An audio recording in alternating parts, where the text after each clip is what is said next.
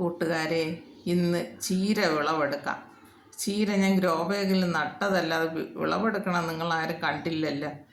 ഇത് ഞാൻ എൻ്റെ ഗ്രോ ബാഗിൽ നട്ട ചീരയാണ്. നമ്മളന്ന് അടിവളമായിട്ട് കരിയില ഇട്ടിട്ട് കോഴിവളവും ഇട്ട് നട്ട ചീരയാണ് ഈ നിൽക്കുന്നത്.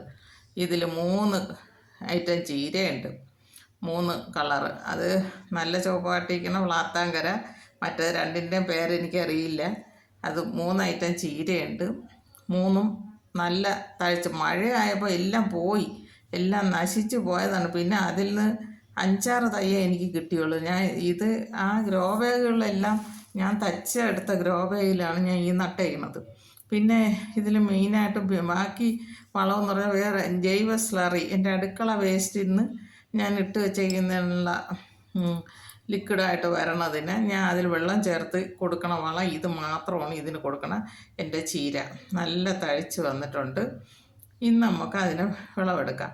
ഇതുപോലെ നമുക്ക് നമ്മളെ വീട്ടുമുറ്റത്ത് നട്ട് വെച്ചിരുന്നാൽ നമ്മുടെ ആവശ്യങ്ങൾക്കുള്ള ചീര കിട്ടും. ഈ മഴ അതിച്ച മഴയായിരുന്നു, തെങ്ങിൻ്റെ മൂട്ടിൽ വെച്ചിരുന്നിട്ടാണ് എനിക്കെല്ലാം ഇല്ലാതായിപ്പോയി.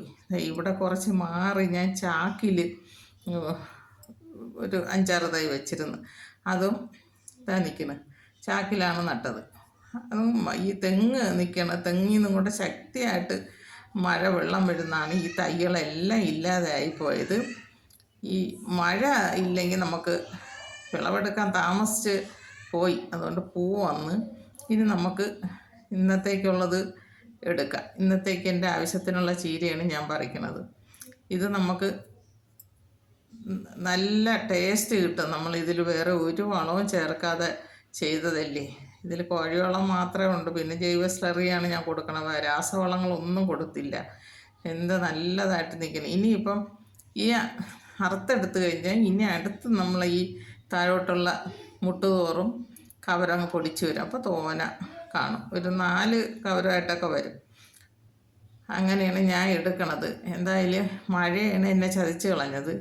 എന്തായാലും നല്ല ഇത് വന്നിട്ടുണ്ട്, തഴപ്പോട് കൂടി വന്നു. നമ്മളെ ആവശ്യത്തിനുള്ള ചീരയൊക്കെ നമുക്ക് കിട്ടും. ഇതുപോലെയൊക്കെ എല്ലാ വീട്ടമ്മമാർക്കും ചെയ്തെടുക്കാമെന്നുള്ളതാണ്. ഇത് വിത്തിട്ടാണ് ഞാൻ മുളപ്പിച്ചത്. വിത്തിട്ട് പൊടിപ്പിച്ച തൈകളാണ് ഈ നിൽക്കുന്നത്. പിന്നെ വേറെ കുറച്ച് ഞാൻ കൊമ്പൻ ചീരയൊക്കെ പ്രത്യേകം, സുന്ദരി ചീരയും കൊമ്പൻ ചീരയൊക്കെ ഞാൻ പ്രത്യേകം നട്ടിട്ടുണ്ട്. അത് ഞാൻ പിന്നീട് കാണിച്ചു തരാം. എൻ്റെ ഈ വീഡിയോ എല്ലാവർക്കും ഇഷ്ടമെങ്കിൽ ലൈക്ക് ചെയ്യണം, ഷെയർ ചെയ്യണം, സബ്സ്ക്രൈബ് ചെയ്യണം. അതാണ് ഇന്നത്തെ പറിച്ച ചീര കണ്ട. ഇന്നത്തെ എൻ്റെ ആവശ്യത്തിനുള്ളതാണ് ഈ ചീര.